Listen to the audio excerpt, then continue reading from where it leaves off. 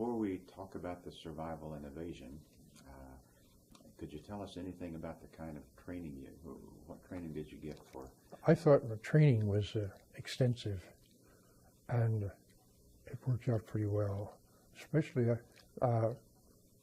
getting some training as a pilot beforehand, because I went through this pre-flight business twice. Learned the Morse code, things like that. And we also learned calculus, which is ridiculous. I never heard of it hardly. Now they teach it in high school. I thought the training was excellent. Good, yeah. Did you get briefings or presentations once you got to England about yes, we had how to go survive? through it. Well, here's the thing. We arrived in England the day after the second Schweinfurt raid, and everybody was all shot up for that.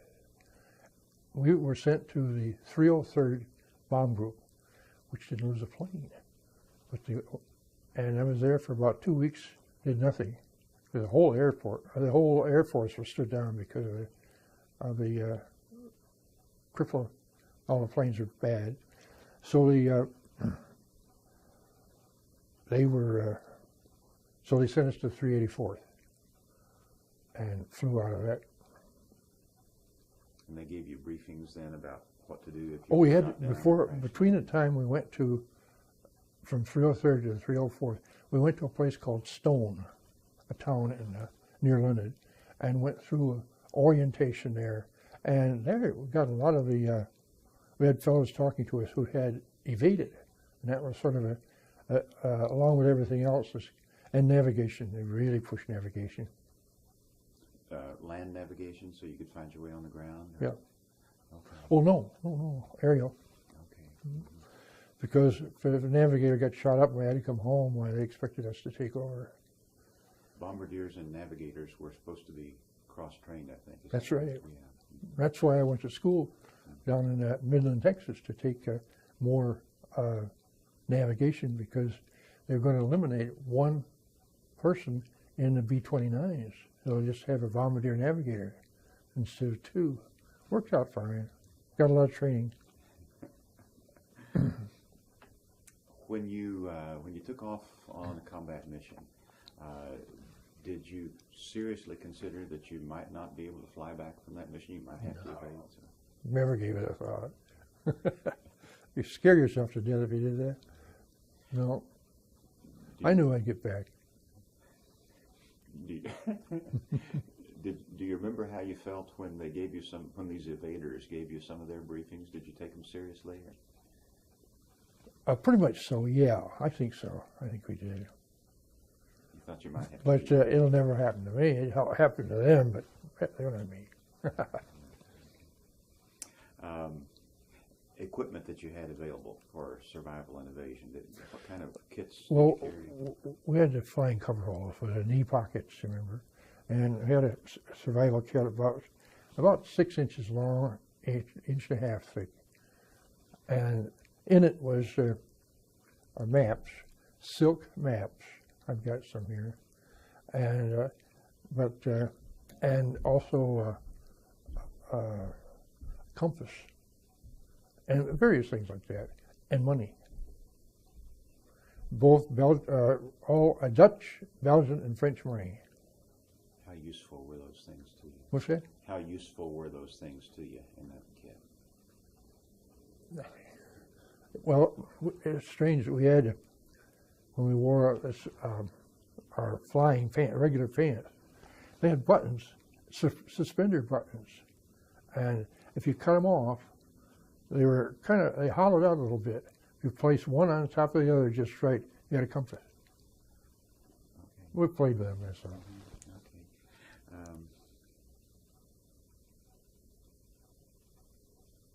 What about your boots and shoes? Horrible, especially when they went down, because all I had was flying boots. I'm sorry, could you say our boots and shoes were horrible? Because I'm going to cut him out. Okay. So all I hear is you. Okay. The boots and shoes I got while invading were absolutely miserable. They were horrible, mainly because the French people are smaller than I was, and That was one of Ann Brusselman's jobs, was accumulate clothing for guys. But and the pants were always about 6 inches too short. There's one thing I want to mention though. When we travel from place to place on a train or anything like that, or any place there might be a roadblock, we would go out in the backyard and dig in the dirt, get our nails full of dirt, hands all roughed up, you know. Rub that guy and rub that dirt in. Why'd you do that? If we were dressed like a farmer and we went through a roadblock and you had nice pearly white hands, it looked suspicious. That's what we did. Now, did you carry any extra shoes or boots with you on the plane? No. Oh, at times I did, yes, but didn't have that time. Why did you carry extras sometimes? Well, I walked up the plane. My boots were in the plane. Now, what happens? We have a locker, and in the locker is everything that you're going to use when you fly. Different people want different things, and there's a list, and they had enlisted men that packed these. Well, mine was in that pack and in the nose of the plane, so they were already there. We've heard of some people who wore, I guess, the standard issue boots, but carried along with them some low-cut shoes and tried to hook those on the parachute. Did you do that kind of thing? No? Okay. Could you tell us about the mission and the event when you actually had to crash land? Where were you going? How did it work? Frankfurt for the third time. We got hit over the target with flak. It knocked out part of our oxygen system, so we were in pretty bad shape. Had to drop out of formation, get down, and that's when you're a sitting duck, then anybody can get you. FW-190 came in, got us. But it was a running battle for, oh my gosh, maybe 20 minutes, 30 minutes. It seemed like forever, but if you could, just for this younger generation, tell us maybe a little more about what was the seriousness of losing your oxygen system. What level were you flying? And yeah, well, we were at probably around 25,000 feet. You can live for a couple minutes. Now, we had a fellow die, and I'm not sure he died of anoxia, but I think he did, one of the waste gunners. Evidently, he didn't have time to get a walk-around bottle, which we had. And I had one on because I was first aid officer, and I had to go back and patch these guys up. And that's why I was on the back end, toward the tail. How did you become aware that the oxygen system had gone out? It indicated in the pilot control room. It showed that something was wrong. It didn't show what, but something was wrong. And I have a notion one of the several tanks was punctured by, and that cut one fellow off. The rest of us got on walk-around valves soon enough to prevent any complete damage. So the pilot would, over the intercom, would tell you that the oxygen is out. Okay. And then you got up and did something with your walk-around bottle. What did you do? Well, our radio operator got a 303 through his arm. Now, it didn't break a bone or anything, but it was pretty bad. And he was scared to death. He was just a kid, my gosh. I don't even know if he was old enough to fly. But he started running toward the back of the door, pulled off the pins. You know how they come off when they're pulling the pins out of the hinges. Pulled them off and attempted to parachute at treetop level. Well, we wrestled for a while.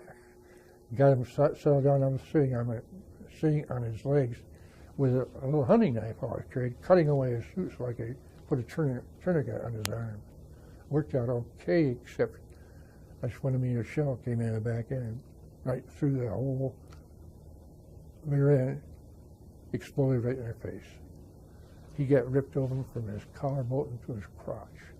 I got a few through the steel helmet and in my head. I'm trying to help me just work through the minute by minute now. So you're at about 25,000 feet, right, and flak hits some parts of the plane. Right. Did you have your flak jacket and your helmet on at that time? Probably, yes. Okay. And something happens, so the oxygen pressure starts going down. Mm-hmm. And the pilot then sends you to go back, how did you become aware of the fellow whose oxygen wasn't working? No. I didn't know it until I got back there, and he was gone, man. 2 or 3 minutes, all I can do with that altitude. But if you drop down, it helps. But you didn't get it in time. Couldn't get down fast enough. Okay. And who was this now? Which crewman was this? His waist gunner. Okay. And you found him, where, just lying Down, yes. Yeah. on the floor? Okay. Couldn't revive him. Okay. Tried. I'm sorry, I hear water running. See if I can Okay. pick up that. Okay. What? Young folks, the significance of the fact that you had to go down from 25,000 feet, why was it so important that you were no longer, what did the formation do for you? How did it protect you? We're rolling. Are we rolling? Okay. The formation was made up usually of 4 squadrons, sometimes just 3, depending on how many planes they can get in the air that day, and sometimes it was pretty thin. But by flying real close together over the target, because they wanted to concentrate the bomb hits, but as soon as they got away from the target, they'd spread out a little bit, and that's when these planes, the German pursuit planes, tried to fly through the formation. They not very much, I'll tell you. They were just the young guys. Those are the ones that get knocked down in a hurry. Why was it more dangerous for you to be separate from the formation when you had to descend after you lost oxygen? Because they were waiting for us. Hey, there's a sure shot. Let's go. Okay. They simply had you outnumbered. They had you That's right. outgunned. But one-on-one with FW-190 is enough. Okay. That's all it takes. Okay. And the guy was tailing us right behind us as we get near the ground. We were hoping to lose him because he can't go as low as we could. Didn't happen. He was right there to the bitter end. So you had to descend from 25,000 roughly because of the oxygen. Right. And that took you down to maybe 10,000 or so? Oh, no, right on the ground. Lower than that? Okay, you Oh, went yeah. as low as you could go. Yep. Okay. Well, the point is this. As I mentioned, we thought maybe he'd have to move on because we were so low. Because they can't, well, we were just mushing along on 3 engines and 1 on fire. Okay, so there's an engine on fire. Yes. And the reason you eventually had to crash land, did another engine or 2 go out also? No, we were so close to the ground, we'd have to climb back up to parachute altitude, and that's just not practical with on 3 engines and 1 of them firing and so forth. We were afraid that the whole plane would blow up. So our pilot, who was excellent, put it down. He did not even bend the props until it stopped and rocked forward. The ball turret came right up through the bottom. We had the man out of it, of course. What kind of terrain was it? Flat, farmland, very flat. Mm-hmm. And can you talk us to, how did it feel? What did you experience as you hit the ground? Well, elated. And when I jumped out of the plane, I even felt better. Except we helped this wounded guy out and got the guy out of the tail gunner was trapped, got him out, and we took off. Okay. One of the kinds of things that some people experience intensely and others don't apparently, as they see a bailout or a crash landing is likely to happen, is intense fear. Do you recall how much fear you were experiencing? Well, it's continuous. But you have to settle down sometime or you just can't do your job. So we tried to keep it under control, and we never wanted to show it to the rest of the crew.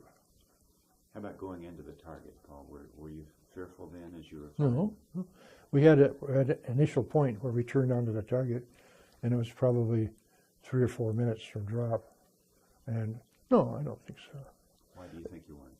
Well, for one thing, the pursuit plane stopped, and most of the anti-aircraft guns were out in the peripheral area around the city rather than downtown. We were downtown, and many times too, our target was the center of the city. Some have said that they thought in circumstances where they should have been afraid, they were just too busy. They just That's me. Yep. Would you tell us about that? Well, How busy were you? and then I come stumbling out of that plane. and got feet on solid ground again, it was I was elated and relieved. And then, wait a minute, where am I? Okay. You didn't experience loneliness because there were other crew members there with you. Yes, back then. and the pilot was with me most of the time. And when we first started out, we had the engineer, but we had to leave him in that cow barn because he couldn't, he became delirious. Were there times later when loneliness became an issue? Yeah, when I was in solitary confinement for about 4 weeks. You were in solitary for about 4 weeks, okay. How did you deal with the loneliness?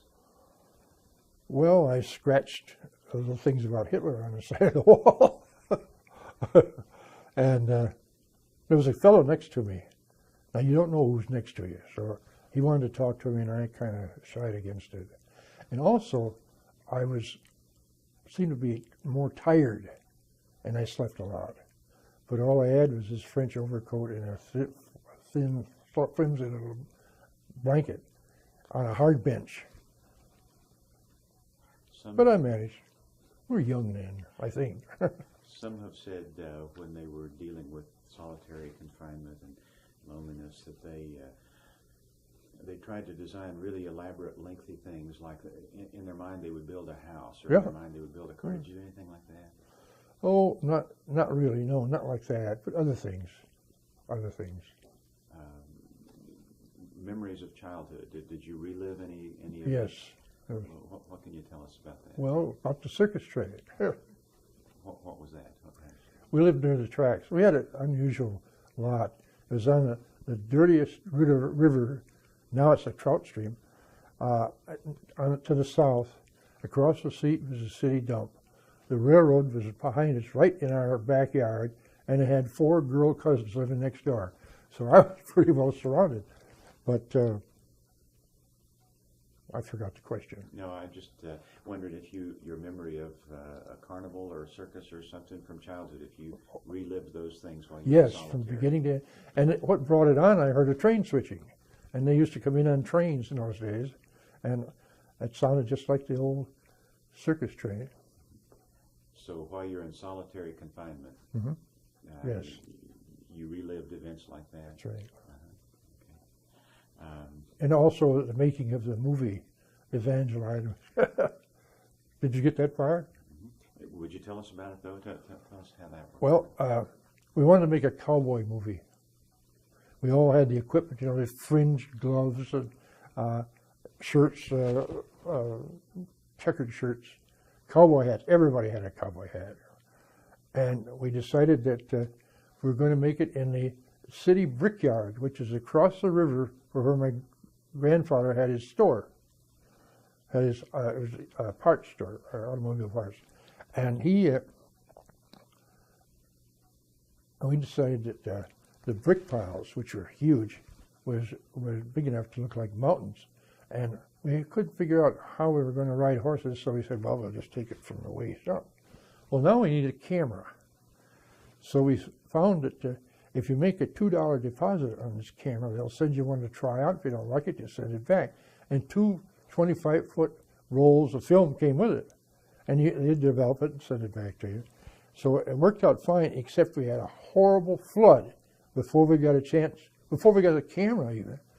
And we decided to switch over to Evangeline. Of all choices, I don't know. Well, we'd been reading it. And so we got one of the fellow's grandmother loaned us a dress, and he had one of the fellows had a poke bonnet on, and sat in the back. And we had 2 paddlers on each side, just paddling away, and going into this what we call the bayou, and he got his head caught in a grapevine hanging down, and he squawked and hollered. We kept right on paddling. Didn't know what was going on. First he stood up, and then he went right over backwards. And his brother was on a raft we'd built, taking the movie, and he only had one eye, and he switched it over to the wrong eye and got a perfect picture of the Cedar Street Arch, the bridge over the river. So we had nothing there. And then it came back, and by that time it was baseball season, so we quit. gave up the movie, but we did show it. And Granddad, we borrowed a camera, our projector, and my grandfather let us show it in the basement. We had all the kids there. Great time. All the neighbors were there. And about the first half of the first 25-foot roll was taken up where they put credits right over the top of the pictures like they do in the movie. It looked pretty good. Fun. So you were able to relive these kinds of events when you were in solitary? Step by step. Do you recall any other tricks that helped you get through the time in solitary? Any mind tricks? Some people have tried to, in their minds, write long descriptions of things. Or Yeah. What did you do? I thought it, because we had nothing to write on. Okay. Back to the crash landing, if we could. We know that in the event of a crash landing or a bailout, most everybody is injured somehow. That's right. I wonder if we could talk about you and then about some members of the crew, about your own injuries and how did they affect you? No one was injured in a crash. They were already, our ball shirt gunner was peppered in his back with small pieces of flak. And I told you about the radio operator that got most of the shell that I didn't get. And I had some head wounds. And let's see, that was about it. Okay. Oh, no. The tail gunner had a fractured back. And it hurt him all his life, up until he died about 2 years ago. Okay, now we might start with him. He had a fractured vertebra or something in his back there. And you had to go get him out of the tail. Well, he was trapped. Okay. How badly did the injuries affect him immediately? Well, he pretended it didn't affect him at all because he wanted to go home. And of course, he was sent home. So he escaped completely. You see, it's a roadblock where I got caught. They only kept the officers let the enlisted men go through so they could catch more. They wanted to break up the line, is what they wanted to do. So his back injury, did it affect his ability to travel with you immediately after the crash landing? Or? No, he didn't go with us. He went another direction. Okay. All right. Now, you had been hit also. Yeah. Were you aware of your injuries after the crash landing? No. Not immediately. But I looked at my coveralls and it covered with blood. Wasn't all mine, but it was there. I figured something's wrong. I reached up like this because I felt something, and handful of blood. Scared the hell out of it. What did you do about it? Nothing. Couldn't do anything. But now it's getting dark. We hid in a barn until it got dark, and started off. And we knew from experience and information we got for evasion that if you find a schoolhouse, a lot of the teachers live in little apartments that's attached to the school building.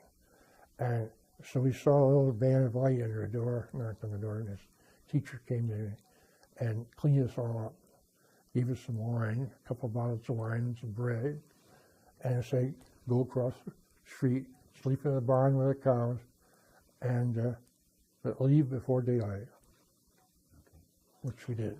Except the engineer who had the bad wound in his leg couldn't move, so we had to leave him there, and he was taken prisoner that day. Okay. Let me think through the crew members who were injured again, if we might, just right after the accident. I think what I'm hearing is that immediately after the crash landing or immediately after a bailout, you scarcely feel, you scarcely are aware that you're That's right. That's right. So we had a tail gunner with the back injury. Injured as it was, it didn't keep him from getting away, though. No. You had some injuries. Now, who was the fellow again who was shot in the arm? Which one was that? Was a radio operator. Oh no, yeah, radio operator. Okay, and how bad were his injuries, and what did you? Well, they were pretty bad after that shell came through, and I was sitting on his legs, and it exploded right between us. He got it all. Okay. Pretty lucky that day. What did you do with him immediately after the crash landing? Got him out of the plane, put a parachute under his head, and in 4 minutes, he was on a tank headed for a hospital, German hospital. Okay, so he really could not travel at No. all. He couldn't move at all. Okay. Well, he struggled a little bit to get out of the plane. We helped him, but he had his feet going. Okay. So basically, you left him at the airplane right then, Yeah, we had to. knowing he couldn't travel. No. Okay. Now, who else was injured in the crew? Well, one of the Walt Hirtner, he's the one that got peppered in the back with Okay. a small piece of flak. Okay. And how did that affect him as far as being able to I travel? don't think it didn't affect him. He managed to escape completely too. Okay. And the pilot, someplace in the plane, around the rudders, was a rod that broke loose and came up through his shoe and into an ankle. And he was pretty sad for a few minutes there, but I could hardly step on it. But he got over it. Okay. And the other person was the engineer. Yeah. And what was his injury? He got a 303 shell went through the fleshy part of his leg, and it looked like it was going to be infected. And he was delirious. The next morning, we had to leave him in a barn. Okay. Immediately after the crash landing, though, he was able to travel away from the plane? Yes. Well, with a little aid, we helped him along. Okay. So you took him to the barn. How about illness? Were you or others around you ever just sick? They thought I had pneumonia, and I got on a bicycle, followed this girl, young girl. You know, they were all couriers, were 15, 16 years old. And I followed her on a bicycle, took me to the doctor. Now, the doctor was a member of the underground, of course. And he looked at me, examined me, and said, "Nope, you just got a bad cold. Just forget it. There's nothing we can do for you," which is probably true. And that was the only time I had any illness at all. And in prison camp, I didn't have any. How did you get over that illness? Pardon? How did you get over that illness, the cold? It just went away. Okay. Just basic health took over there. Right. Another thing that many survivors and evaders described as having been a special challenge was being either way too cold or way too hot. Did you experience cold as being a challenge? Definitely terribly cold. When did that happen, and how did it feel? Well, we had no heat for long. In the winter of 44, 45, we had no heat. And in January of 45, we started marching. Evacuated the camp. We could see, at night, could see the Russian cannons and hear them during the day. So they moved us out from there to Sprimberg, which is about 100 miles. Put us on boxcars and shipped us down to Nuremberg. How did you experience it? Were you just shivering and aware that you're cold? Were you actually numb, or what? I had to keep moving. I didn't. My feet were soaking wet all the time. It was 5 above zero. We know, because one of the ex-POWs wrote the 5 different places where we stay overnight on that hike, and asked for a weather report. Now, this is only about 10 years ago. He got a complete report for everyone else. Kept those records all those years. Took them. With the Russians coming, wow. So it was cold, and your clothing, were you dry? Pretty much so. I had a blanket I wore as a hood, one thin little blanket. That worked out pretty well. Did you ever get cold enough to feel like giving up? Well, not really, no. It seems like something like that would happen. I'd become elated. I've used that word 3 times now. But excited, get a little more pep, and carry on. It worked. We know that a thing that happens often when people do freeze or die of exposure is eventually they just give up. But that Yeah. never was No. you never did approach that. No. Just got really uncomfortable. Yeah. And the way you dealt with it was what again? You said just keep moving? Yeah. I had to make my feet, my toes was moving all the time because my shoes and socks, everything was soaking wet. And if I stopped, they'd freeze solid. How about thirst? Did you ever experience intense thirst? Well, we had a slogan that went around, never eat yellow snow. Some people have said immediately after a crash or immediately after a bailout, the first thing they experienced was overwhelming thirst. Were you thirsty? No? Okay. What did you drink, and how did you deal with thirst? as an evader for those 81 days? Wine. Okay. You couldn't get a glass of water if you wanted it. Just didn't exist. What? Because the wine was pretty much diluted. Okay. You never did drink water from a stream or a Oh, no. pond or something? Did you have purification tablets? We had put in our escape kit. We had, I forgot what it was now. I don't know. Halazone? Yeah. But you never felt it necessary to use those? No. You just drank the wine, that was fine? The wine was fine. Hey. Oh, they had few. There's one fellow was part of the underground, ran a bar. He had a basement full of the best wine, champagne, everything. And he'd break it out once in a while. How long was it, Paul, after the crash landing before someone gave you things to drink or eat? Well, the teacher gave us some wine and bread. The very first day? Yeah. So you didn't have to First go- night, even. Then she sent us over to the barn. And after we left the barn, we had to leave it. The engineer there, he came along. And Cliff and I, pilots, started out. We found this superhighway. Man, this is going to be great. I hope it goes to Spain. We're only 500 miles, so we started walking a little fast, man. Ridiculous. But again, we were high, and we didn't know it at the time, but all at once these lights went on, and we were on a German airstrip. We should have known. We heard footsteps, chomp, chomp, chomp, all night long. And marching through town all over. Interesting. So it wasn't a superhighway, it was a runway. The runway. And it didn't go to Spain either. So thirst was never really a problem, whether you were an evader, when you were No. a prisoner, thirst wasn't. How about hunger? Did you ever get really hungry? Yes. When- You don't know what hunger is. Tell us about that. When did you experience it and how did it feel? Well, on the marches, we had nothing, only what we could carry, which wasn't very much. And if we stayed overnight at a farm, I'd try to sneak in the barn, camp as close to the barn as could get, sneak in and steal some wheat. And usually they had a grinder there. It looked like a coffee grinder. I remember my granddad had one in the store. And we'd put the wheat in there and turn the wheel a few times, and it'd come out like mush or wheatina or something like that. And we boiled it down. It tastes pretty good. We did have a handful of sugar cubes. That helped. Where'd you get those? They were in the Red Cross parcel. Okay. How about before you became a prisoner? Did you use any of the food things in your escape kit? No, Why not? there was no food in it. Did you have malted milk? Oh, yeah, and yeah. those candy things? Okay. Candy. You didn't eat those. We gave them to the people that were helping us, and also the money. We gave it to them because they had a terrible time. If the neighbors hadn't brought in food, they just couldn't survive. What kind of money did you have in the kit? I had French, Belgian, and Dutch. And you didn't use any of it yourself, No, but gave it all away? that's right.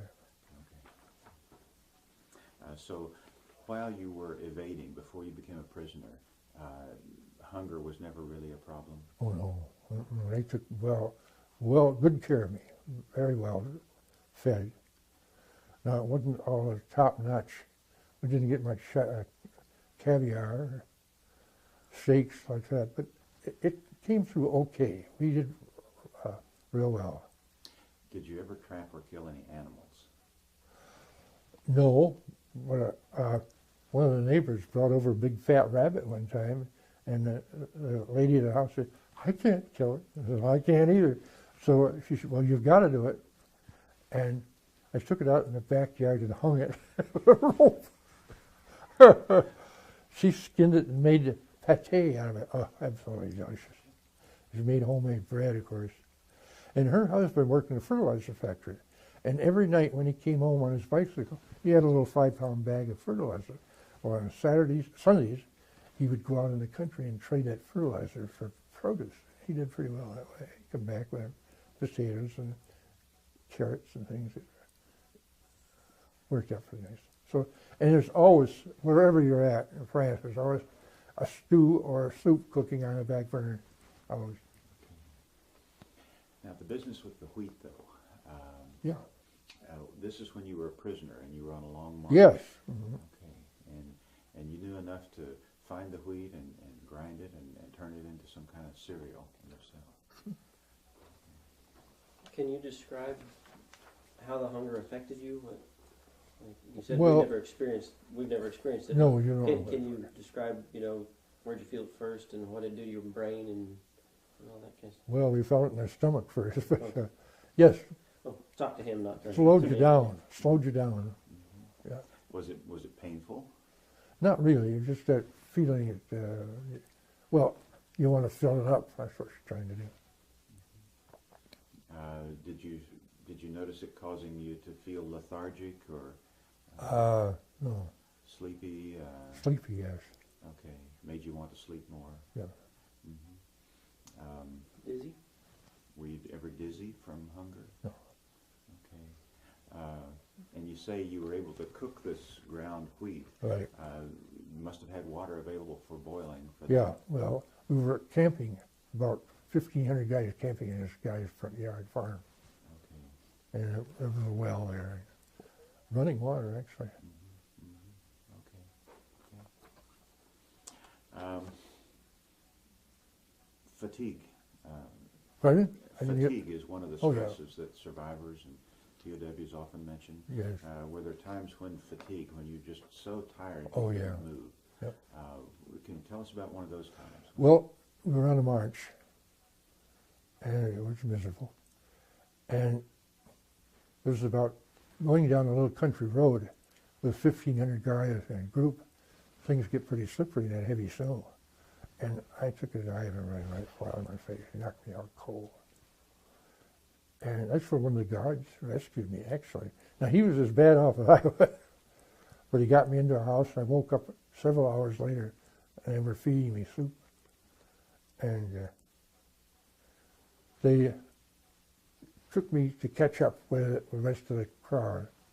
And they put me in a wagon. It was being pulled by an old beat-up horse and a cow.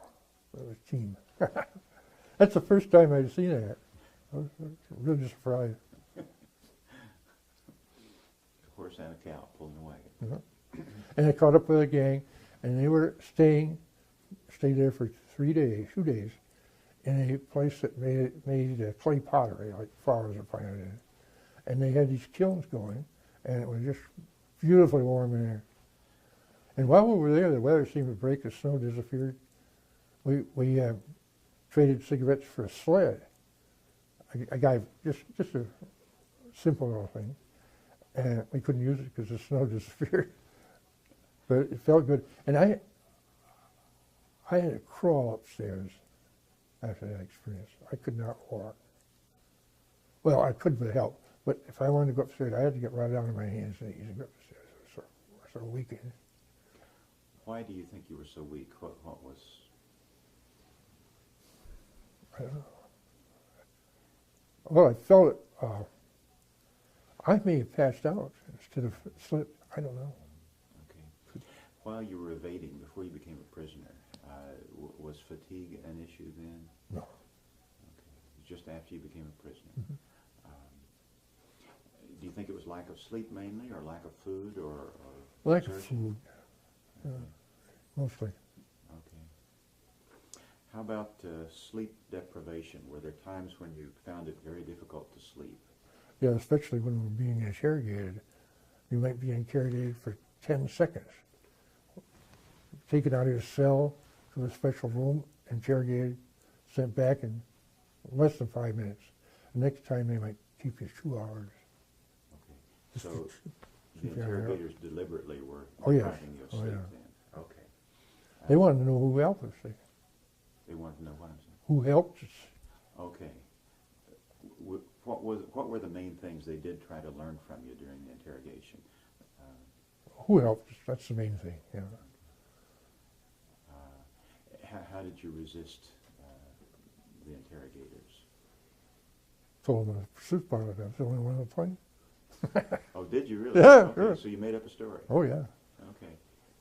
And were you able to stick with the story? yeah, pretty much so. Well, they have a special interrogation camp for airmen called Gulag Luft, and it's near Frankfurt. And I didn't get interrogated there at all, just in the prison, in Lille mostly. And he was sent through. We were sitting outside, and they said, "Get on the truck, you're going." And put us on a train. Drove into Frankfurt, put us on a train, wait a minute. So I didn't get interrogated at the regular place. We did have three officers from a B-26 that really they got in trouble, played tricks on the interrogator. They had so many guys going through at this time, it was just impossible to do a good job. So he interrogated all three guys together. They wanted to, who's the pilot? Me. That was his name. Me, Bear, and I forgot how to do that. They pulled this old baseball trick that, who was it? Who's on first? But Yeah. Bud Abbott, Lou Costello, Yeah. pulled that whole stuff. And it worked out fine. He said, put them all in a cooler.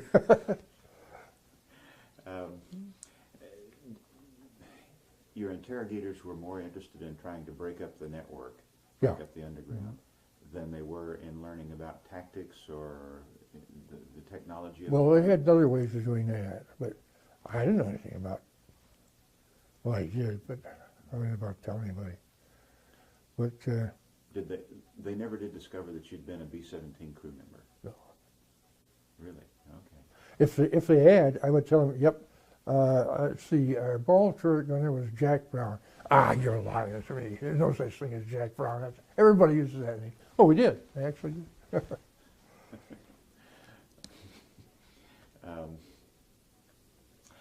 What about the sticking to name, rank, and service number? That's true. Did you basically try to do that? We could. We stuck to it pretty well. Yeah. Okay. But then beyond that, you made up fictitious. No, that was the only thing I made up fictitiously. Except they had one unusual way to telling what group you were from, because all of us carried photos that's taken in England, and with a white shirt and tie, and every picture had the same tie in it. So, you're from the 384th. I know you. You can't get away. And they never told them. And went back to MI9. I don't know how. Got back, and they changed that in a hurry. Okay. on the sleep deprivation now. Yeah. So that was an issue when they made it an issue by interrogating you all Yes. day long. Mm-hmm. Were there any other times when you found it difficult to get enough sleep? Well, when the British came over and bombed Nuremberg, it was pretty exciting. We woke up because we could feel those shells, fragments on a tin roof. Some of them came right through. Yeah. When you were an evader, though, for 81 days, you were able to fall asleep when you wanted to? Pretty much so, yeah. Okay. Did you ever need to use the Benzedrine tablets to stay alert? Never did. Okay. Now, back to the evasion days again. Those Okay. 81 days. How did you manage to escape detection? First of all, where did you hide? We know one or two places. Where all did you hide? The first night we were in the cow barn.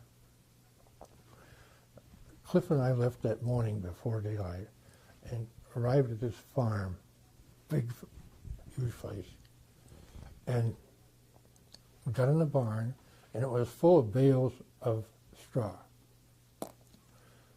stacked up. And we crawled way up on top, and by shuffling the bales around that were on the top, we could make a room there about maybe 7 by 7, 8 by 8, something like that. And we each had a blanket. We stayed there for 2 or 3 days. We had a little wine left too, and that helped. We stayed there 2 or 3 days, and finally I said, we got to do something. We can't stay here. And I saw this, each day I saw this young fellow come out. He was about 15 years old. And he didn't seem to be doing anything. He lived there with his aunt and his mother. And this beautiful old stone house was about probably 400 or 500 years old. Beautiful place. And I've never seen poverty like that. They had nothing.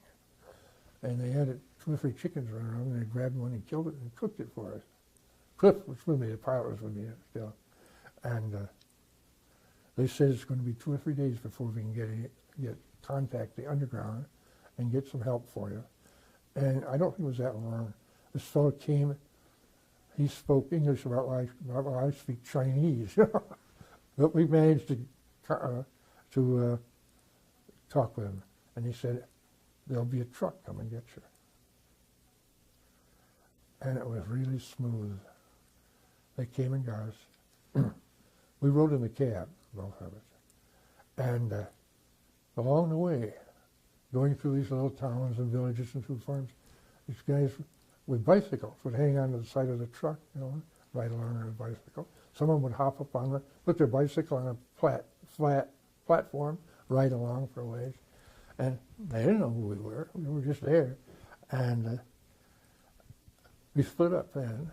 I went to one family, he went to another. That was an interesting situation too. They had a couple of daughters that worked in a factory, and they spent most of their free time mending stockings, their hose. I mean, they were just runners past together. It's terrible, they had nothing. But they were better off. Now, while I was there, all at once this big old policeman shows up. I said, oh, I've had it. This is the end. He knew all about me long before I did. Where I was going, he knew I was coming and everything. But I stayed there for 2 weeks. And all the time I was there, I was so depressed I could hardly, terribly, bad thoughts, everything. And I was hunched over in front of a little electric heater about so big, freezing. Now this is in February still, maybe early March, but it was cold. They had electricity, though. Oh yeah, they were pretty. Okay. Yeah. Now, why do you think you were so depressed right then? Well, my future didn't look too bright. Except I was in the underground. I knew they'd take care of me as much as they could, and they did. Did you ever think about giving yourself up? No, never. How did you overcome the depression? What did you do? Well, just took a deep breath and say, I'm not going to do this anymore. That's the only way you can do it. Anything you think of now that helped you get through it? I can't think of anything right now except that I wanted to get home. Okay. I wanted to get to Paris too.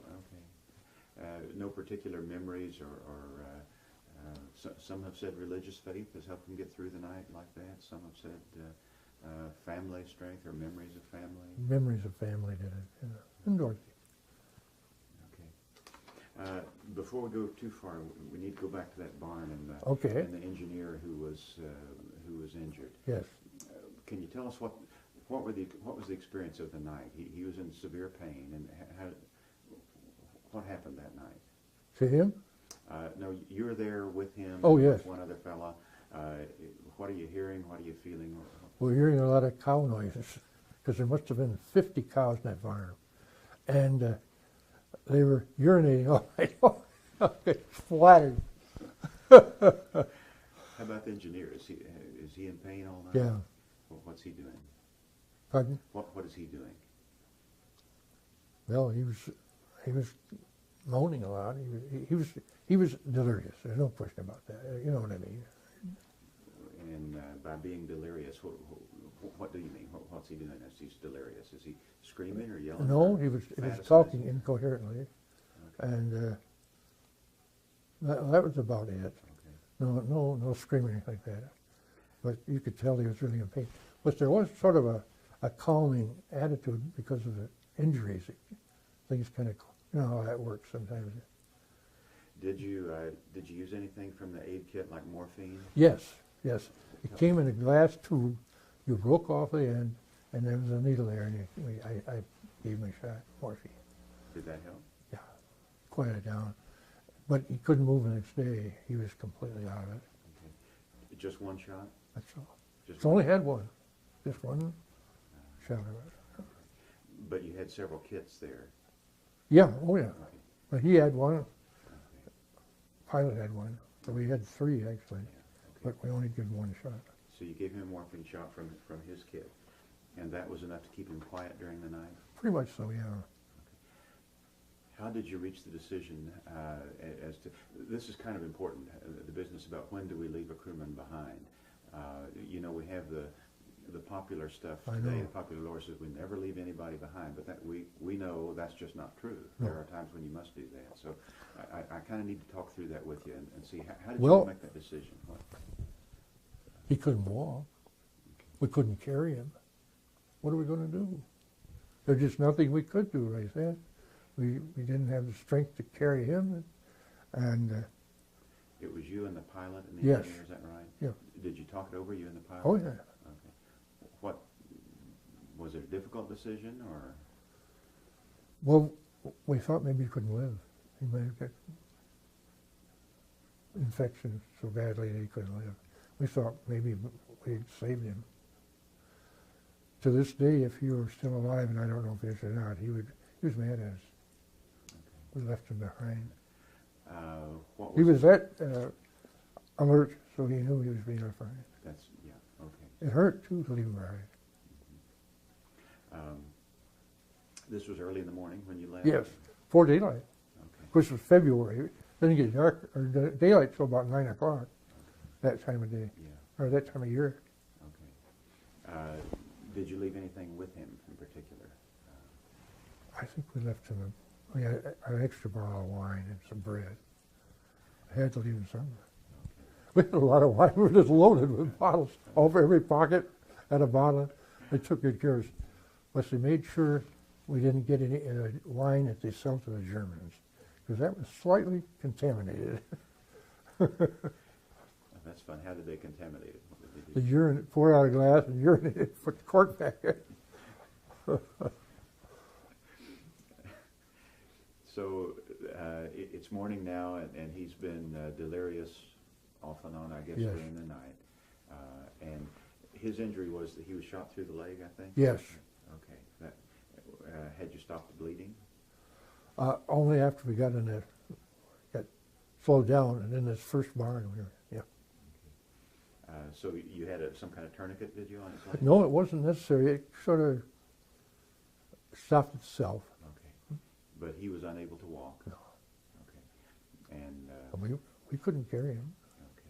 What, was he making noise? Was he moaning or shouting Yeah, or screaming? Or whatever? he wasn't shouting or anything. We were a pretty quiet bunch about it.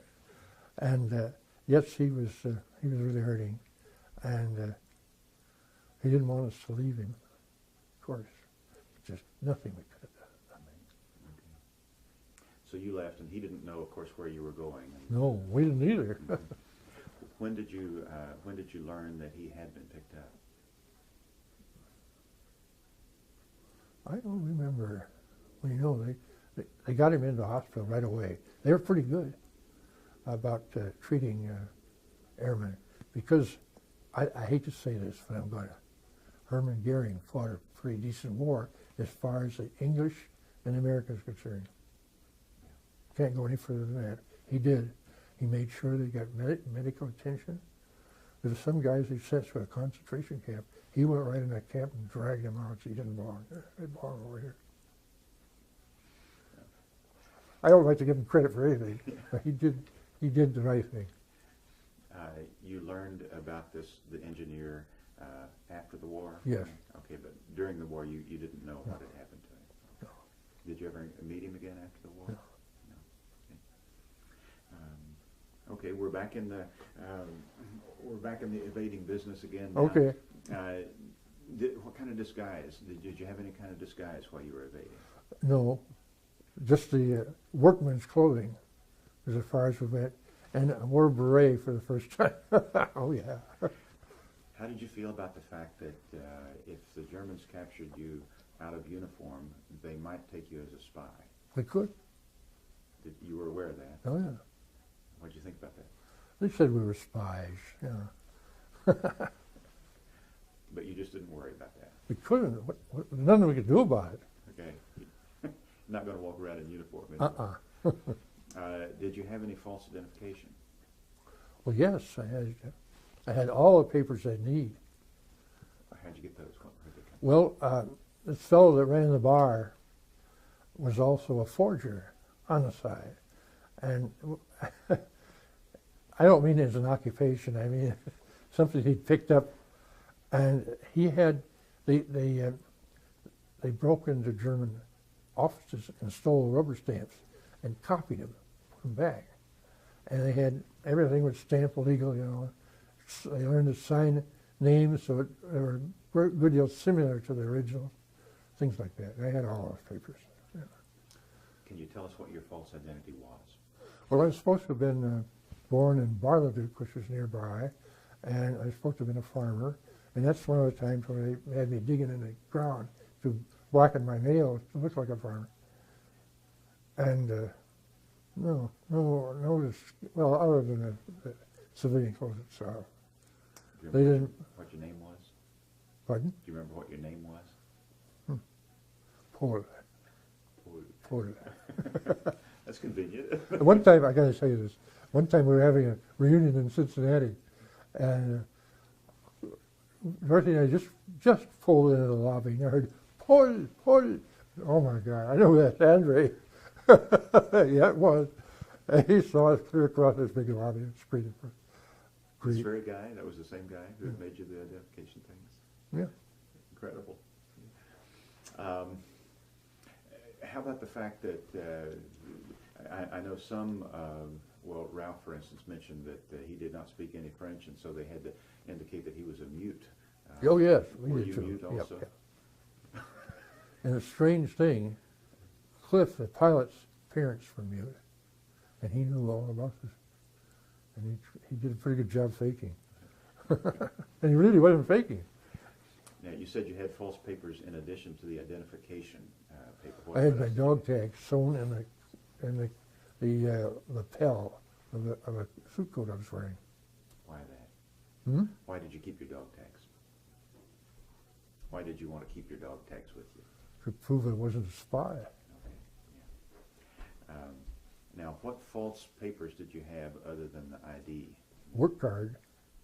What was that, and why did you need that? Well, that's given out so that you can get a job. Without that, no one was able to hire you for anything. You couldn't do anything. But you didn't have any intention of getting a job. No, I would have taken one. You just needed it as a part of the.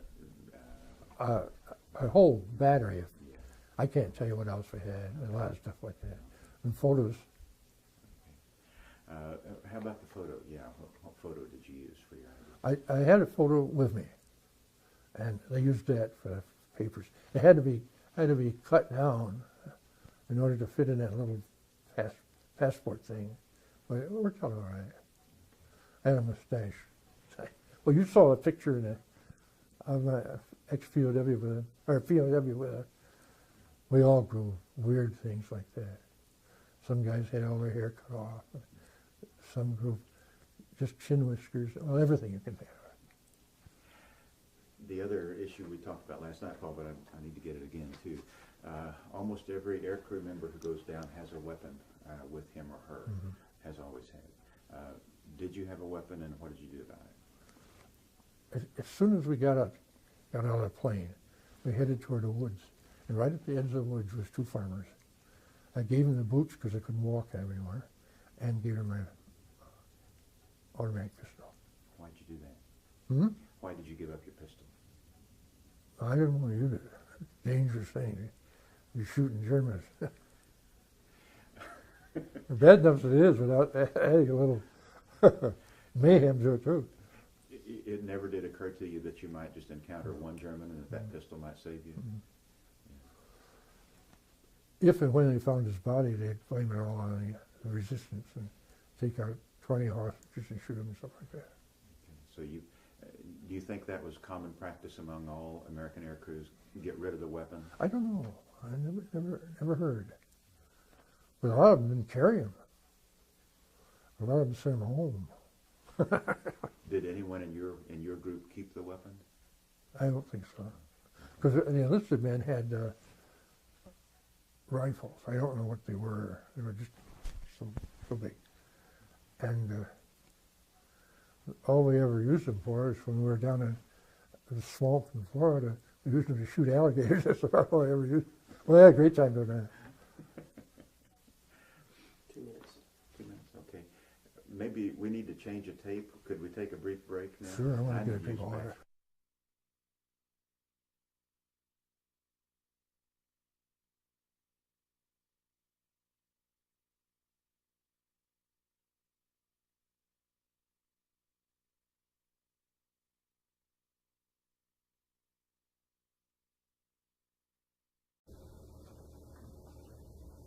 Looking good.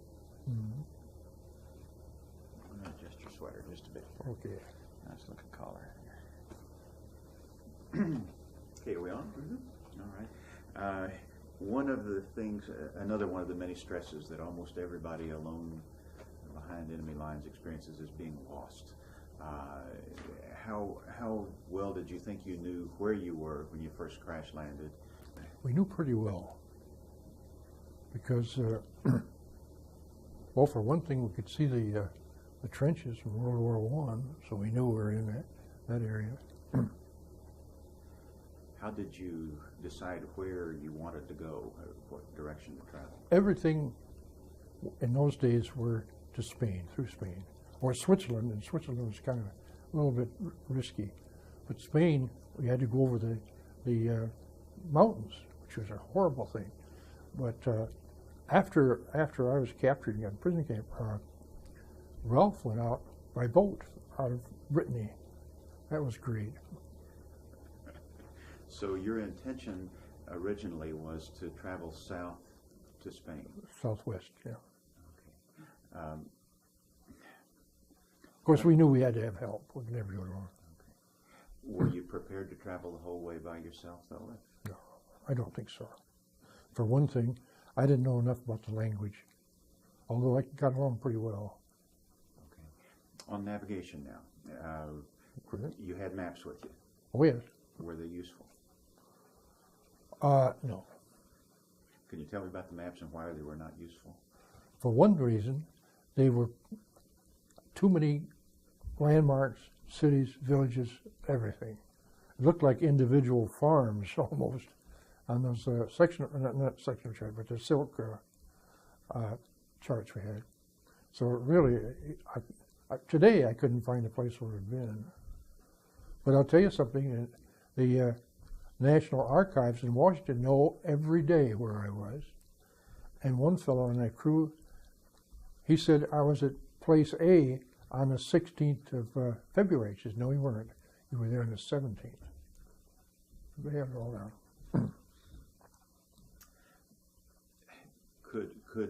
Is it possible you could have had a map that would have been useful to you?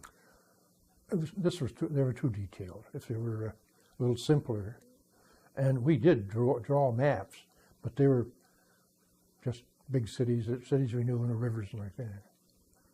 What did you use to tell north-south directions?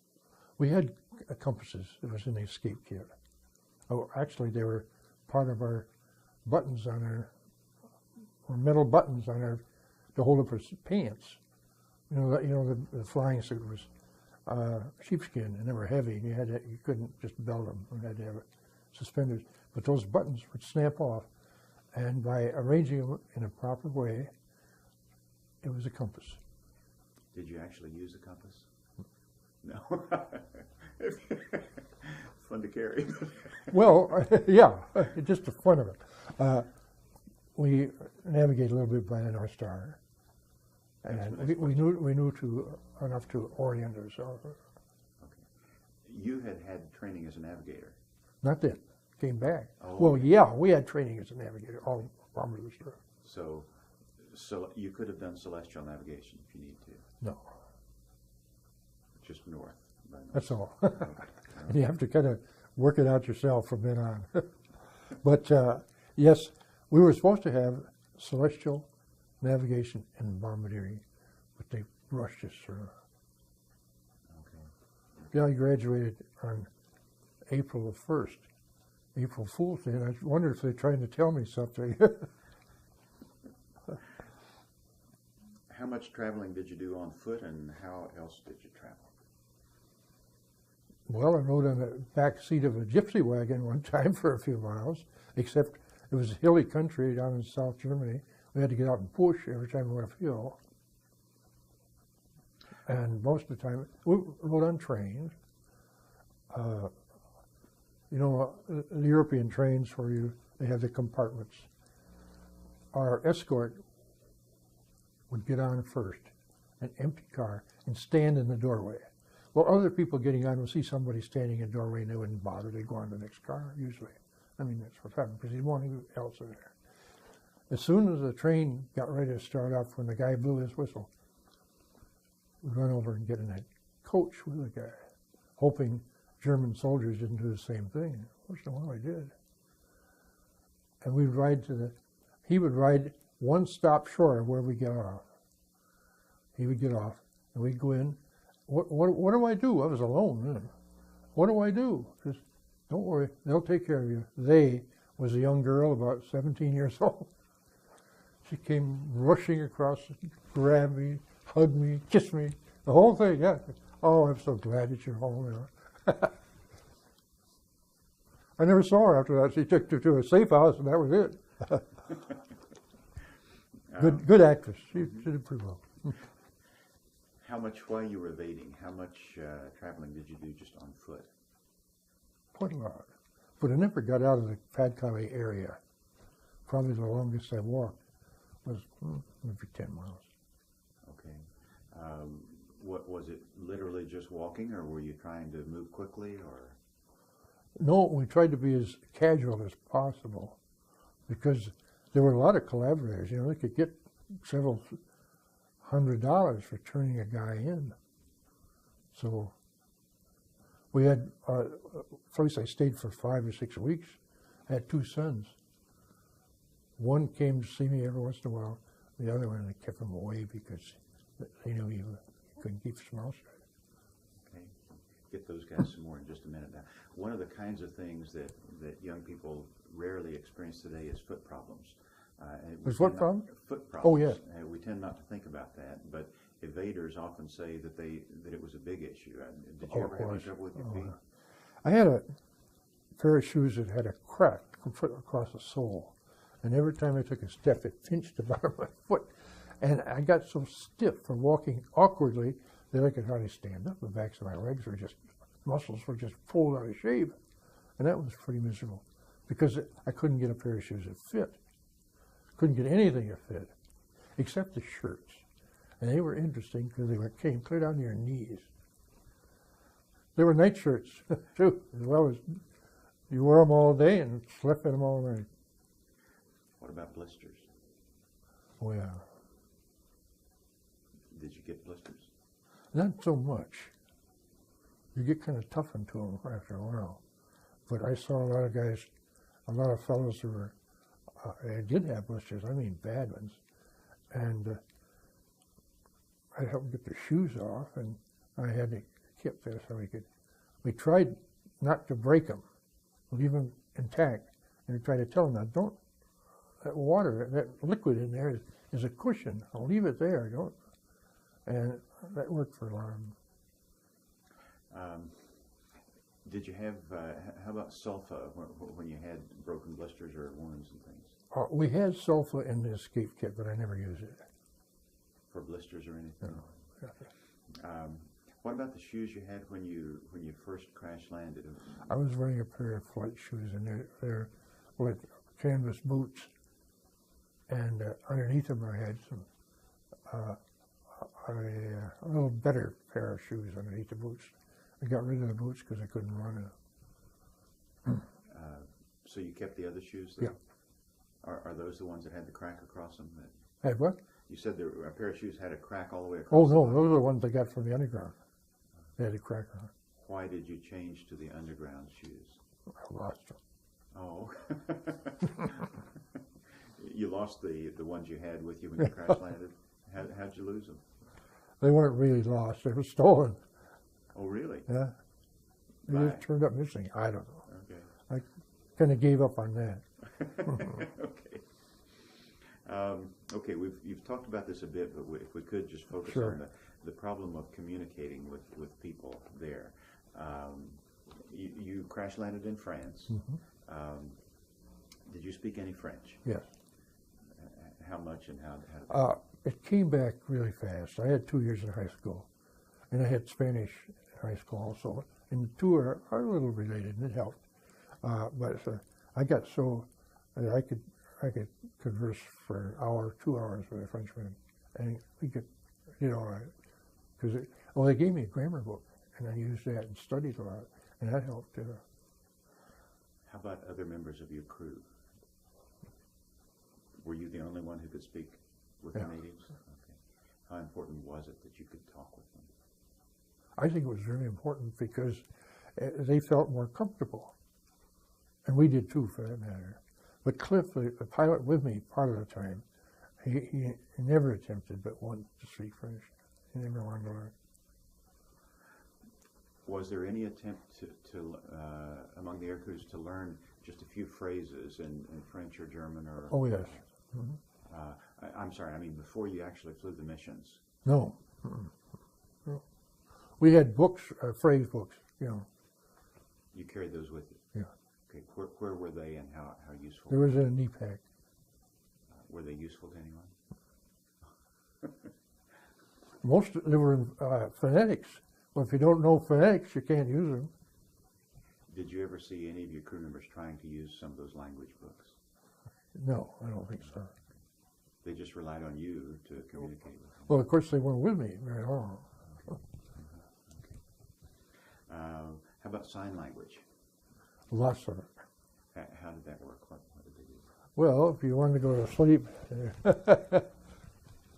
I was one to sign it. You're ready to sleep. You want to eat, you want to drink, you made it as if you were taking a swig out of a jug of wine. But they didn't buy it in bottles. They buy it in little kegs, so 10 gallons, something like that. Great. Could we talk about your dealings with the underground? First of all, the very first time you saw a native after your crash landing, how did you decide whether to reveal yourself to them or not? They saw us crash. They watched you crash. Oh yeah, they were right there in plain sight. Couldn't miss them. Okay. Were you immediately concerned that they might be or might not be collaborators? I think if they were collaborators, they'd be out there trying to stop us because, telling you something. You don't have to run away. We'll take care of you, something like that. Okay. But did you even think about that at first when you first saw it? Okay. You didn't think about... We had enough on our mind right there. No, we didn't think about it. Okay. How long was it before you became aware that you were not just in the presence of friendly French people, but you were actually in the hands of the underground? Oh, it was a couple of days. And the people who rescued me, this 15-year-old boy, I just went out and started talking to him. Here we are. And they wouldn't take us to the house except after dark. Had to wait till dark before they take us to the house. And he was not in the underground. Well, he was afterwards, because whether he wanted it or not. But he was able to contact the right people. It came about 2 or 3 days later, picked us up. What were you told before you began flying these missions about the underground? Very little. We knew it was there because we could hear about the results and see if such and such a place was blown up and like that, destroyed. Did you get any instructions on how to deal with them or No. contact them? Oh, contact the underground? Not really. How do you know? Like the fellow that took it to the roadblock. We thought he... Did you get any instructions about which people it might be wise to contact? Priests, school teachers, bar owners. Did they tell you why those? No, not particularly. Of course, everybody was interested, but most people are afraid. And I can't blame them at all because they put their life on the line. They claim for every man evaded, there was a Frenchman killed. I guess priests tend not to be dedicated Nazis, though. I don't think too many were. You never can tell. These fellows this fellow, we stayed with him for a few days. It's the only time I ever saw an indoor toilet was this place. How did you become aware that you were in the hands of not just a friendly French person, but the underground? How did you discover, now I'm in the hands of the underground? Well, it's an interesting thing happened. I told you about riding in this truck, and Cliff and I were up in front. We went through a little village, and there was a woman standing in a doorway. And when we went by, I looked at her, and she looked at it. Just a sec. Driver said, she's signaling it's okay to go through. Then I knew. So she was yeah, it made it. By the underground. resistance. Can you make a distinction between the resistance and the underground? The same.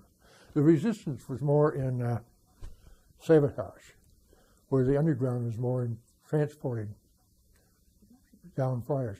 But they didn't overlap. They couldn't. They had to stay away from each other. Was there a time when some French person said to you, "I'm with the underground. I'm going to get you out of here"? Did something like that happen? I don't think so. Not too many promises up there. Okay. But someone eventually identified themselves as being underground? Oh, yeah. What did they say? How did that happen, Paul? Well, you didn't come out right out and say it, because they threw action, and they'd bring in a neighbor. And this fellow that ran a bar was right near where I stayed for a long time. And he would invite me over once in a while for dinner. And he lived in the back of the bar and upstairs. And he was really into it. Okay. What risks did members of the underground run for helping you? The men were shot right in the spot, closest brick wall. The women were sent to Ravensbrück, which was a concentration camp for women. About half of them died there. Were you aware of these risks? Yeah. Oh, yeah. Mm-hmm. Did the underground do anything to establish that you really were an American and were not a mole? Well, that was Ann Brusselman's job, but she wasn't there, of course. I don't know. I can't say that, but I guess they just took a chance. They saw all the idea. Yeah. Was there ever a moment when you felt you were being examined or looked at? I don't know. I can't tell. Not really? Okay. I think that must have been different in different places. I'm sure it was. Now, this outfit was called the Rouget, R-O-G-E-R, and they were a branch of a big line that went from Holland all the way to Spain. And maybe they were just worked a little bit differently. But I've heard Ann Brusselman tell some pretty rough stories about people that, one guy claimed to be an Australian, and they played. There was a meeting or something going on. They played "God Save the Queen," and no one stood up, but he did. And said, "You're from Australia, we can tell." Okay. And that's the way they identified. And one fellow they know very well. He lives. I think he lives either. I think he lives near Denver, someplace. I forgot. She threatened to have him shot. And he said, Ann, you wouldn't shoot me. He said, no, but I know somebody who will. And what he was doing was sneaking out of the safe house at night and going dancing at nightclubs in Amsterdam. Or in Brussels. Did members of the underground give you any instructions on what they wanted you to do so that you would not compromise them, or what did they tell you? Well, not to expose anything that you have left over from your escape kit or anything like that, and just keep your mouth shut more than anything else. And if you're walking along with a group maybe 2 or 3 other guys or one, pretend that you're conversing, even if you're not saying anything. You know? Okay. Yeah. Did they we've read and heard of mannerisms that Americans had that set them apart. Did they coach you on that at all? No. Okay. But we caught on pretty quickly. Okay. We caught on quickly. Okay. How about ways of eating? Did they tell you don't eat like an American? What was that? Well, for one thing, Americans will cut up fork and left hand knife. They cut and they switch hands and switch the fork to the right hand. Says, stay away from that. Just pick it right up with the left hand. We learned to do that. Did you smoke? No. Do you recall anything about mannerisms of smoking for Americans? Well, they smoked a cigarette right down to an oven so you could hardly see it. And it usually stuck to the lower lip. I think I mentioned this one guy, a big fat Frenchman. He was laughing and swallowing at the same time, and he swallowed this little cigarette butt. And all he did was take another shot of wine and start rolling another cigarette. How about simply walking? Mannerisms of walking. We've heard about Americans often want to jangle something in their pocket. Oh, yeah, never do that. Did they talk to you about Yeah. that? Okay. Yeah. Change. Of course, we didn't have much change, but it's just never jingle anything. Did you ever see any behavior of any Americans that was troublesome to the? I've heard of them, but I've never seen them. What kinds of things? I've seen them since then. The ugly American. Yeah. What kinds of behavior did you hear about that was troublesome for them? Well, this guy from, I think he's from Denver, I forgot now. He's the one who wanted to go dancing every night. And Ann Brusselmans told him, if you want to get shot, that's the way to do it. And of course, the answer is, you wouldn't shoot me, would you, Annie? And Annie says, no, but I know somebody would. That's a repeat. That really impressed me. And one time, they had a collaborator that was really active. And they all threw a hand grenade in his backyard. Killed the whole family. It was compromising 200 or 300 people. Had to be there. Now that's pretty rough art. Among the kinds of behavior we've heard of that has been troubling to helpers sometimes, Right. Sometimes it involved alcohol. Were you ever aware of Americans using alcohol and becoming boisterous or No. noisy? I never seen it. Of course, we weren't too close to any of them. Okay. But all the wine that was available and so forth was not a problem. They didn't. Okay. No. No, I don't believe I ever saw anyone who drank too much. Okay. How did you spend most of your time when you were with Underground? Well, a lot of places had books in English, and I read books. And I also studied my grammar and talked French. I tried to learn more French, which I did. You mentioned the time when there was a lot of time on your hands and you got depressed Oh, yeah. when you were with the Underground. Did you read a lot then? Or? Well, it didn't feel like it, but I did. In prison camp, we had a library with mostly all English books. Did you talk to the French helpers about feeling depressed? No, I didn't. Did not ever mention. They had enough trouble as it was. Were there other Americans there in that same place with you at the time? Yeah. Did you talk to them about it? Or? No. Okay. No, I just kind of, I don't know what you would call it. I was there. Yeah. But what I do, I could remember every mission.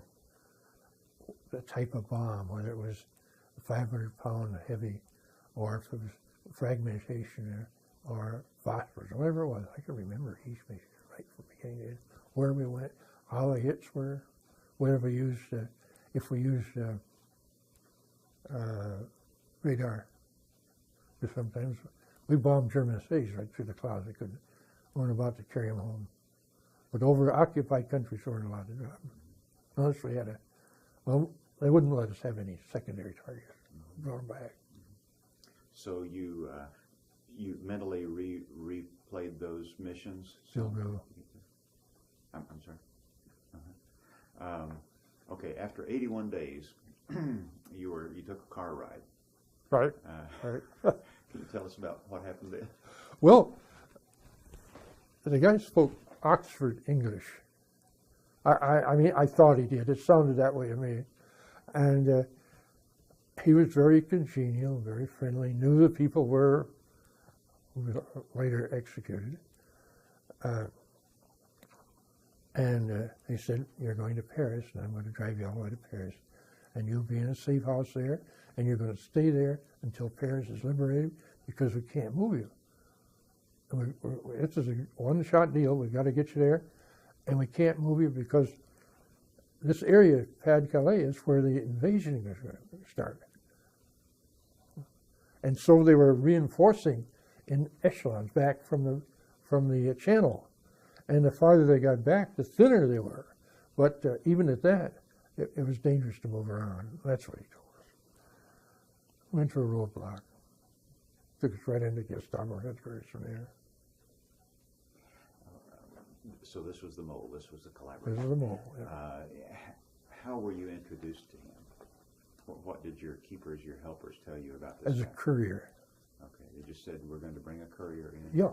Well, see, other people had gone through there before.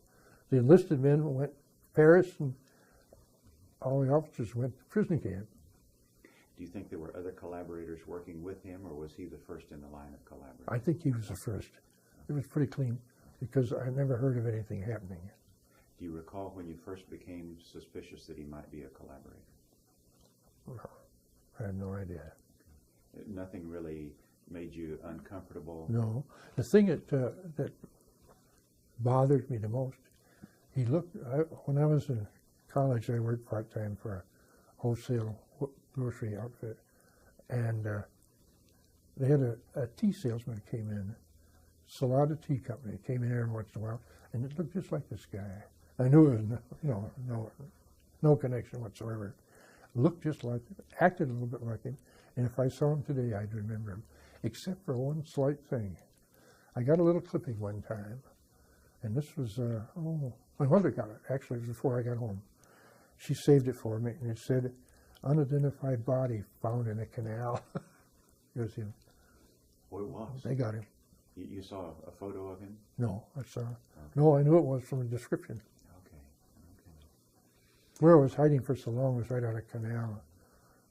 Boats going through there all the time. How many people were in the car with you that day? Cliff was with me. The pilot was with me. He and the driver, that's all. Okay. And how long did you travel before he turned you in? As near as I can tell from the maps like that, maybe 10 miles. Not really very far. No. How would you describe the atmosphere in the car? Congenial, friendly. Were you talking with him yourself? Oh, yeah. In English? In English. Yeah. Okay. And as you approached the guard, what happened? Well, the guard flagged us down because it was, and he talked in German with the guard because he spoke German, French, and English. Very well-educated person. And he talked to the guard, and the guard says, "Follow me in my motorcycle." That was it. So you stayed in the car and followed Oh, the yeah. motorcycle? Okay. You're absolutely sure he meant to turn you in? You don't think there's any chance? No, he meant it. Okay. Could you understand what he was saying to the guard? No.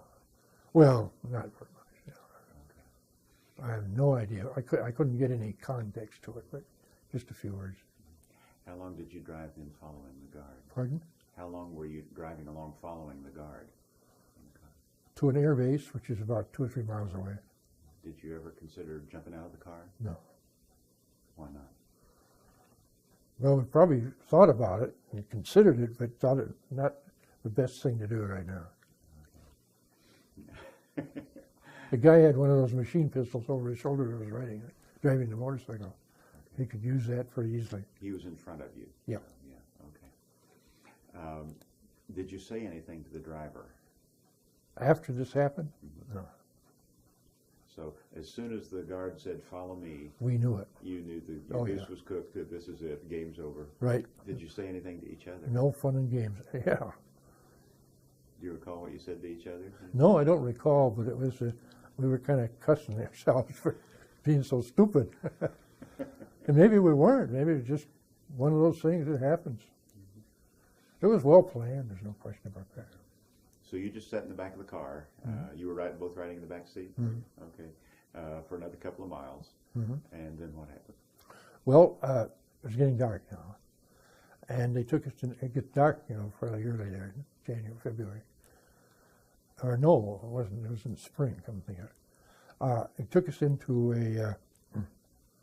a pyramid tent. And there were about 3 or 4 guys in there. And they one of them sat up all night with his gun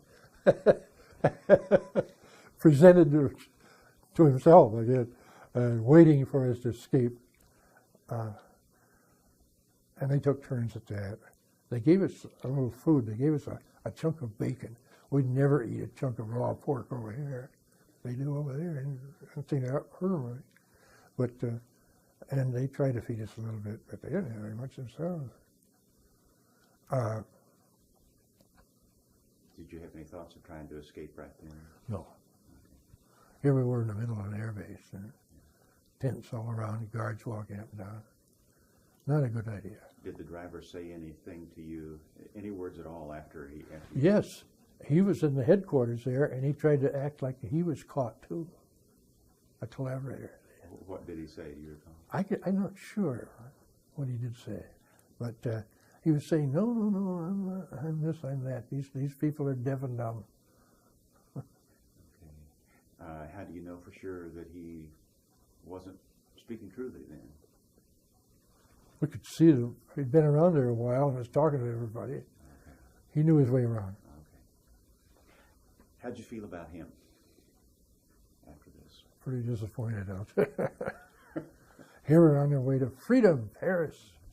Everything will be fine. Paris will be liberated. Just disappointed you didn't want to wring his neck or anything? Yeah. I didn't have to. The collaborators did that. I mean, the underground did that for us. Do you know of any other consequences of his act other than the fact that you and the pilot became prisoners? Did he just... Oh, we met people in prison camp who got the same treatment. Okay. Yeah. Same people. Mm-hmm. Did he betray any members of the underground that you know of? Well, they shot one. They had one shot. Can you tell us about that? Who was it? Dragged him out. It was the last place that helped us. And this was where? Was it a farm? Yeah, that's a huge farm, just acre after acre. And they had 3 or 4 sons, and they showed us their catch of guns.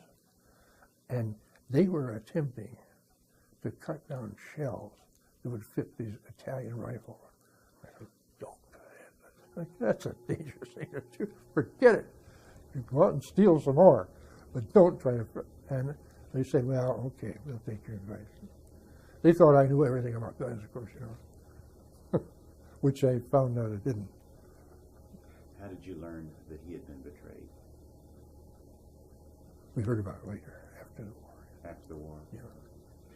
So the farmer who helped you, the last one, was definitely betrayed, and he was shot. Mm-hmm. Do you know what happened to his sons? Nothing, as far as I know. But they became quite active in the underground in the sabotage department. Cut down telephone poles so that they couldn't communicate, all that kind of stuff. Paul, I've read and talked with some who became aware of collaborators, and they remained angry, really angry about that most of their lives. You don't have any feelings like that, I take it, about this fellow? Well, I think he got what was coming to him, that's for sure. So Okay. I kind of take the sting out of it, didn't it? He's lying in a ditch and you're not, right? Yeah.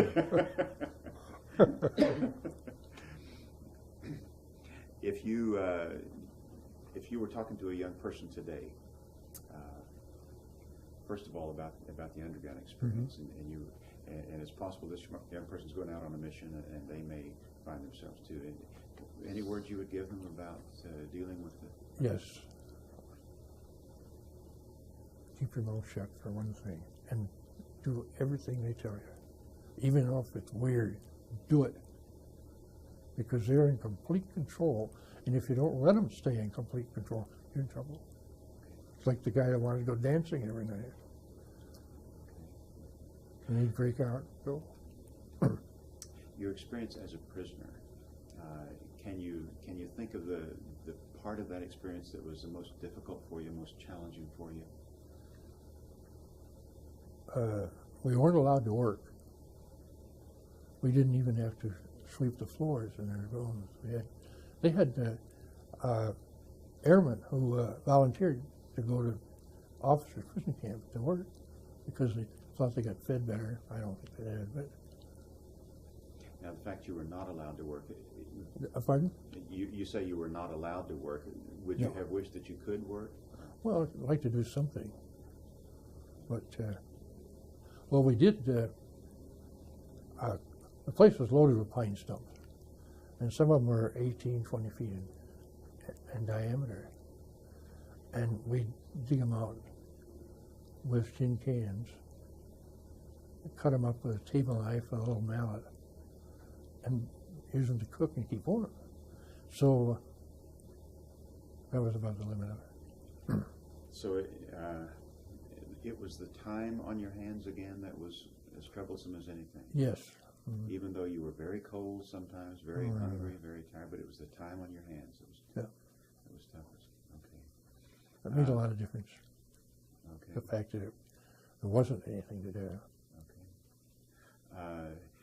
Had you known before going to England in the first place that you were going to become a prisoner, do you think of anything you could have done to prepare yourself for that?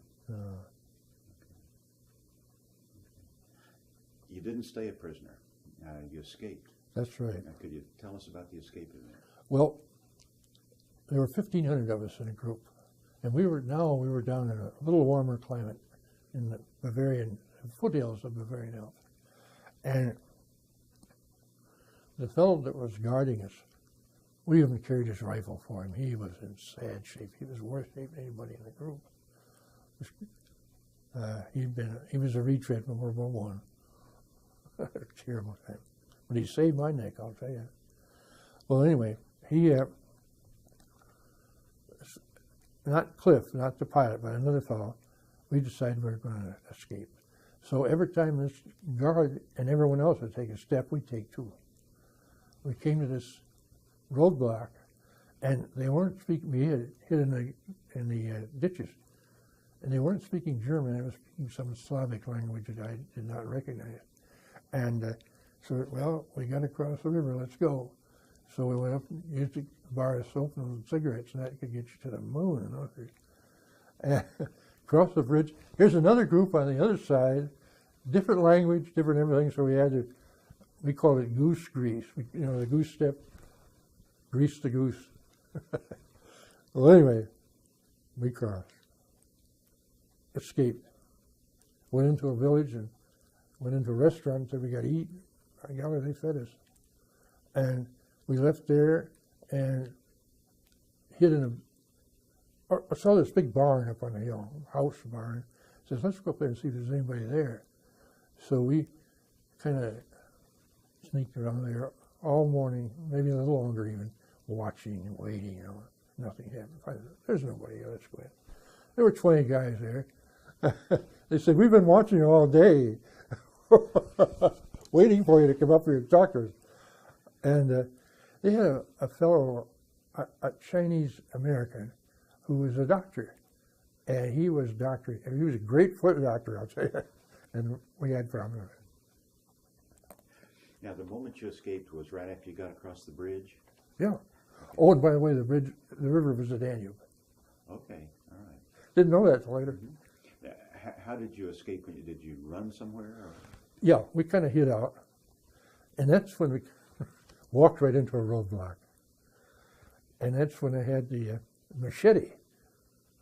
And I wonder, why in the world will they have a machete down in this part of Europe? My gosh, right in Central Europe. What's it for? And I found out later that they raised a lot of sugar beets for cattle. Very big old things. And they used those machetes to cut the tops off. I learned that much later. So you had a machete? Yeah. Where'd you get it? I stole it. I had it under my coat, this long French overcoat I had, and we had to create a little disturbance. Everybody behind me knew I had it, ahead of me. when I get up there, just before I got up there, I went down on the road, picked up a handful of pebbles, stuck in my pocket. That was a diversion. And I said, when I got up there, I held in my hand and talked to the guy. I said, you can't have my stones. Those are my stones. You can't have my stones. Don't take my, rattling on like that. And the guys behind it are pushing because they know they want me to get through with that machete. So the guy said, get out of here. And the way I went through it saved me. Okay, so you pretended to be nuts, basically. Well, it probably was, basically, yeah. but slightly. yeah. How did you think of that? Huh? How did you think of that? Oh, we pulled all sorts of stunts on it. What's another one you did? Well, when we were back at Zagan, we got a bunch of seeds from International Red Cross, and one package were daisies. Instead of vegetables, we turned out with a nice daisy patch up next to it. And one of the fellows, these guards would march up and down there, and they had one that was really eager. He'd goose step up and down, guarding the length of the barracks there, turn around, make a real smart, route face, back he'd go. Well, one guy, we had windows that open up. I forgot what the casement is. One of the fellows leaned up and stuck a daisy down the barrel of his gun. He didn't know it. Well, sergeant of the guard comes up and, what are you, gets and starts chewing him out, and they can really do it. Well, he really caught it. You can imagine. Well, that kind of stunts. Oh, and another one we tried, we played bridge all the time.